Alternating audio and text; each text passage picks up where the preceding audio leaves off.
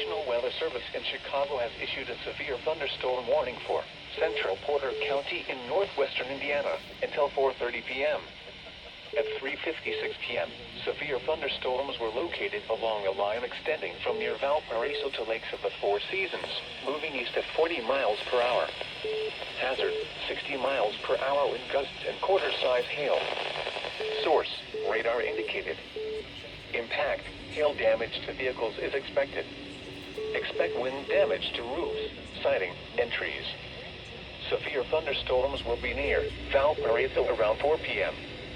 Other locations impacted by these severe thunderstorms include Malden. For your protection, move to an interior room on the lowest floor of a building.